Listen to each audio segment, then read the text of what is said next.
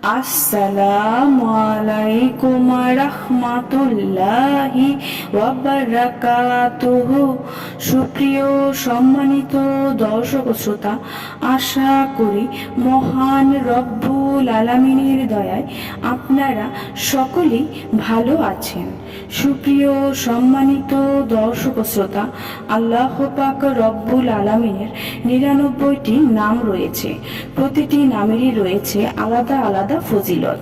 সুপ্রিয় সম্মানিত দর্শক শ্রোতা, আল্লাহ পাক নিজেই বলে দিয়েছেন, উদুনি আস্তাজিব লাকুম, আমাকে ডাকো, আমি তোমাদের সেই ডাকে সাড়া দিব।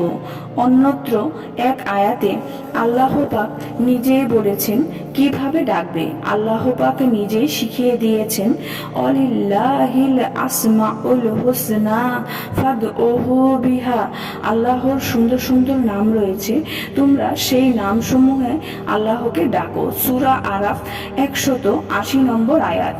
সুপ্রিয় সম্মানিত দর্শক শ্রোতা, রাসূলুল্লাহ সাল্লাল্লাহু আলাইহি সাল্লাম আমাদেরকে বলে দিয়েছেন আল্লাহর নামে ডাকার জন্য।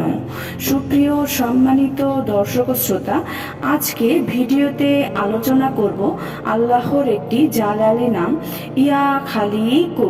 ইয়া খালিকু এর অর্থ হচ্ছে হে সৃজনকারী। চলুন আমরা এক এক করে ইয়া খালিকুর আমল এবং ফজিলতগুলো জেনে নেই।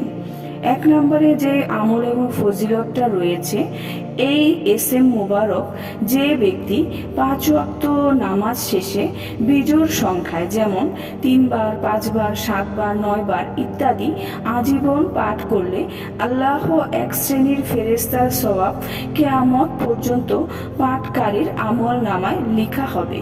সুবহান আল্লাহ।